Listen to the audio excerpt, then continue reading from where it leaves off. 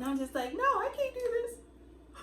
I can't do this. I can't. I'm crying, and my husband's like, you can do this. I'm like, no, I cannot do this. Like I had a choice.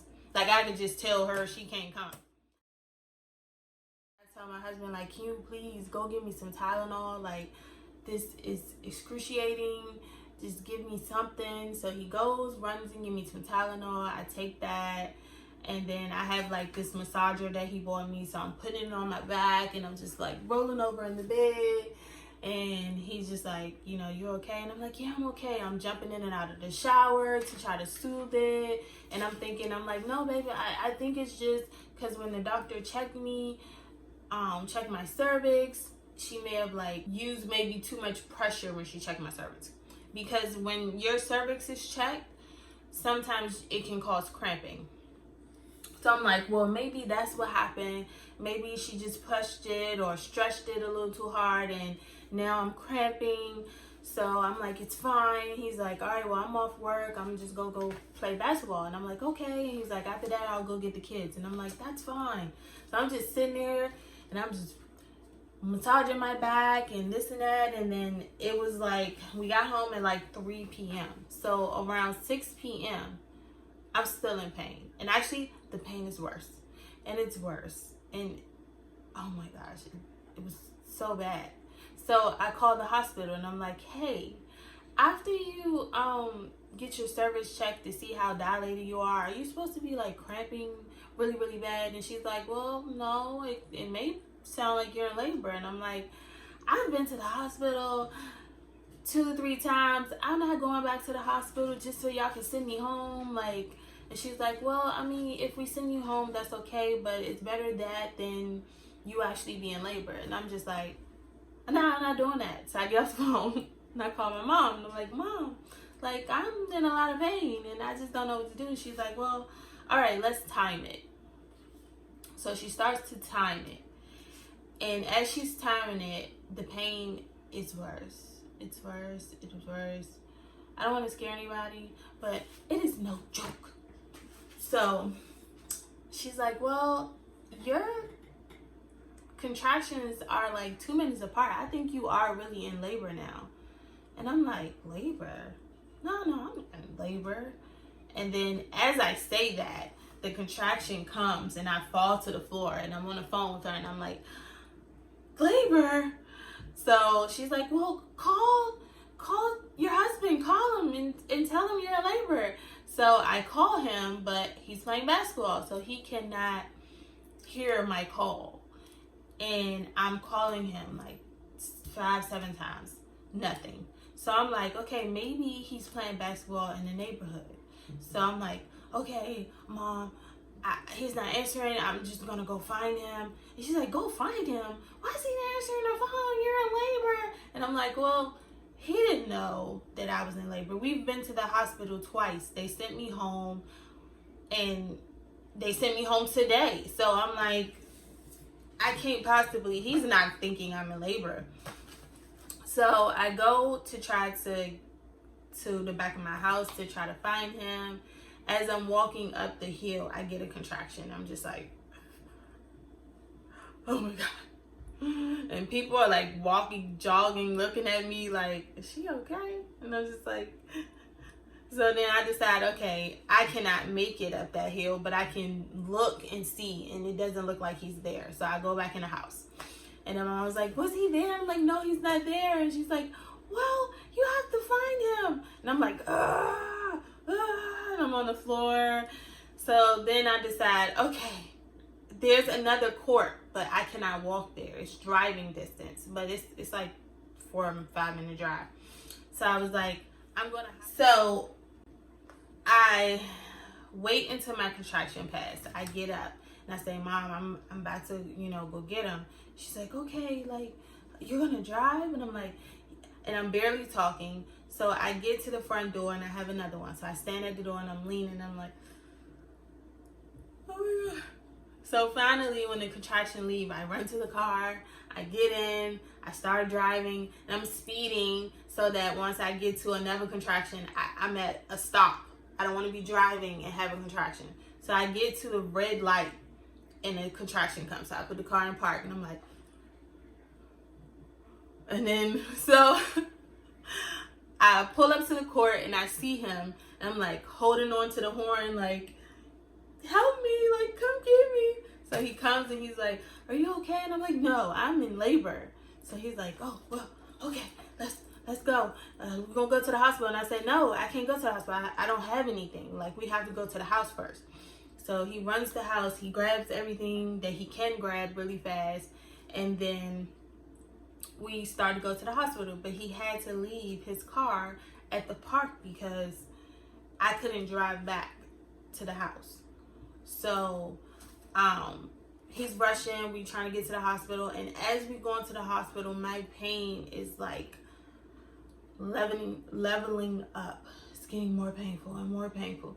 So I'm sitting in the car, and my mom's on the phone. She's like, you're okay? You're okay? And I'm like screaming like, ah, every contraction. So he's like, all right, babe, you sure you don't want to go to the hospital across the street? And I'm like, no, my doctor is at the other hospital. We have to go there, which was like about 20 minutes from our house. So he's like, okay. So he, we're driving there. He's trying to contact his friend to get his car. And then our phones are dying. Both of our phones are dying. So I'm on the phone. I'm like, Mom, I gotta go because my phone is dying and I'm in pain. So she's like, okay. So I'm screaming, pain. And then I think like, okay, when I get to this hospital, I'm not gonna be able to walk. I've already been to the hospital twice. Thank goodness, because that actually helped me because I knew the process. So I knew when I go in the hospital, they have you stand up, do paperwork and stuff like that. I knew I wasn't gonna be able to do that. So I was like, let me call them now. So I called them and I'm like, hey, I'm in labor. I need someone to be there with a wheelchair to get me. And the lady's like, okay. So she's calling the people to let them know. And then I start to have a contraction and she doesn't tell them, I don't know, something. So my husband jumps in the conversation. He's like, she needs a wheelchair or whatever, blah, blah, blah. So I get off the phone. And I'm like, how far are we? Like, at that point, I started to feel like her head was coming out. And I'm like, in the seat, like. And so he's like, well, we're 2 minutes away. We're almost there. He finally get in touch with his friend. And he's like, yeah, can you get my car? But his phone dies before he can give him the address to go get the car. So we get to the hospital and security comes out. They have no freaking wheelchair. So I'm like, I can't walk. And he's like, she can't walk. So they come out, they run and give me a wheelchair. As they're rushing me to the labor and delivery, oh my gosh, I felt like I was going to have her in that wheelchair. I'm like, oh my gosh, she's coming. So finally, they put me on the bed. They like grab my arm and try to put IVs in my arm.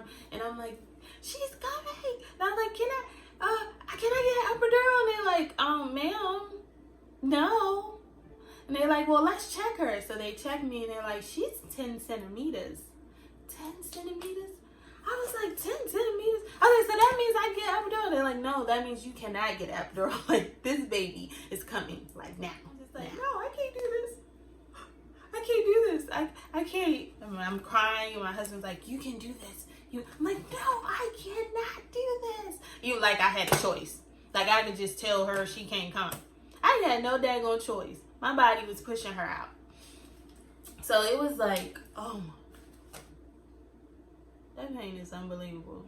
See, I've never done a natural birth.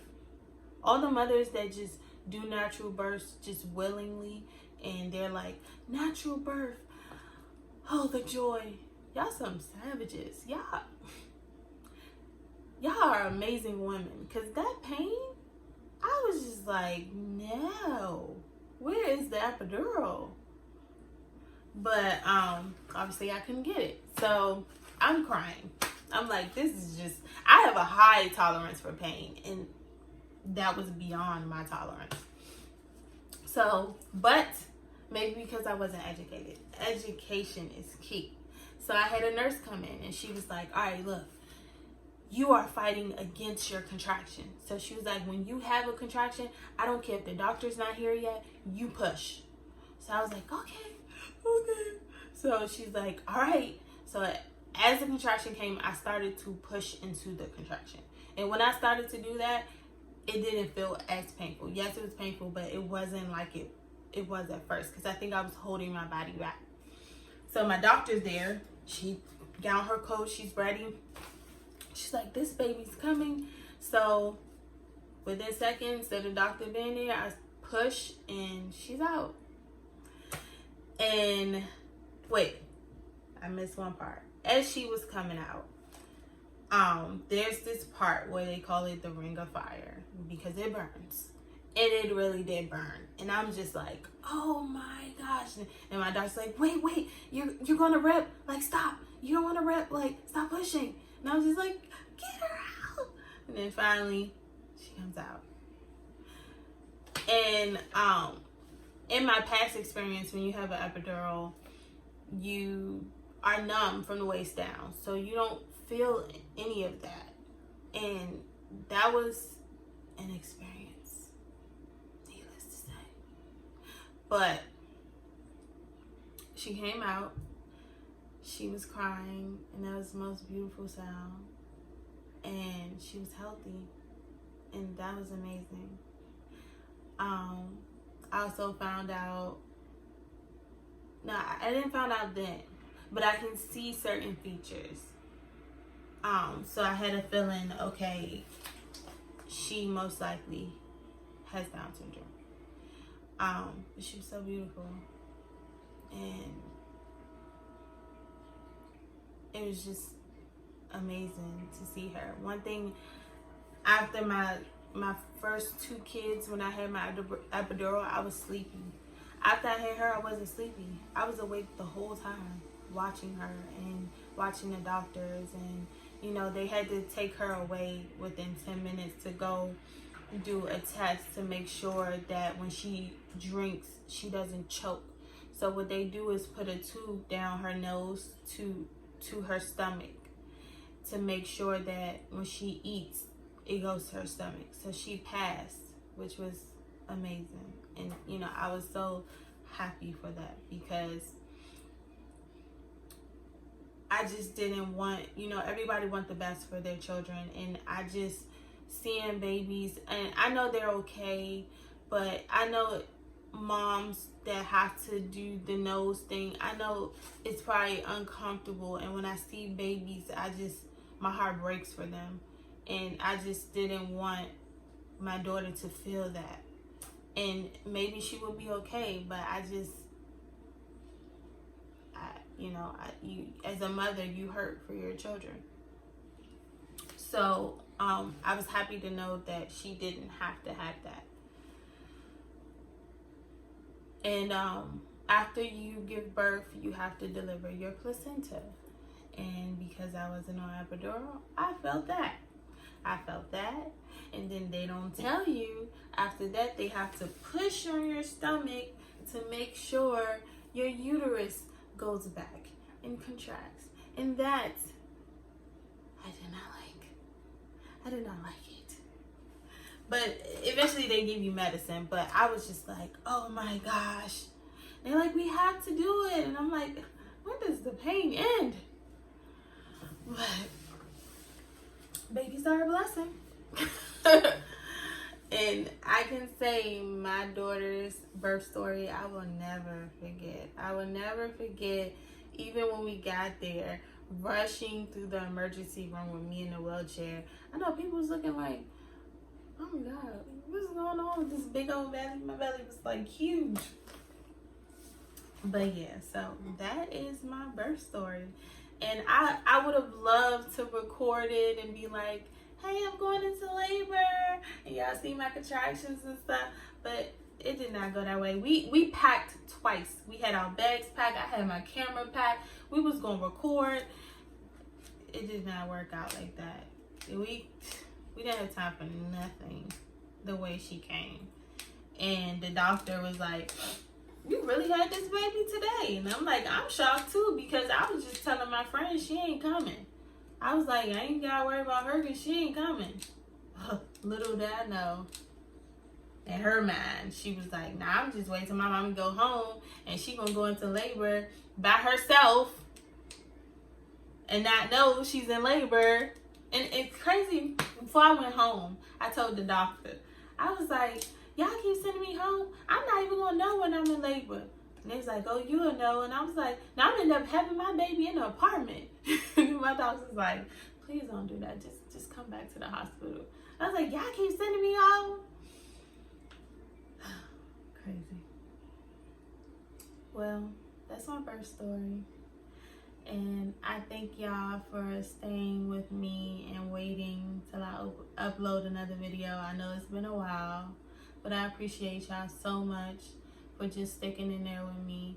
And I will be showing my journey of raising my baby Rose Royalty. She's royalty. And milestones we go through with her having Down syndrome, and just showing other parents that it's okay. Because when you get the diagnosis, they tell you, oh, are you going to keep the baby or not? And research shows like 70% of people don't keep their child. And I just can't imagine. I just can't imagine. Looking at her face, I told my husband, like, I can't imagine if I got rid of her. All because there's just not enough information out there. It's not enough people know what Down syndrome is. It's not enough people know that your baby's okay. Your baby will survive. Your baby will live a long life. And your baby will learn like any other child. Just, it may take them a little longer to learn certain things, but they're gonna learn. And that's what I'm going to show on this channel. That it is possible. And don't be afraid if you get a positive test. Have your bundle of joy and just be the best parent you can be. So, I will see y'all again in the next video.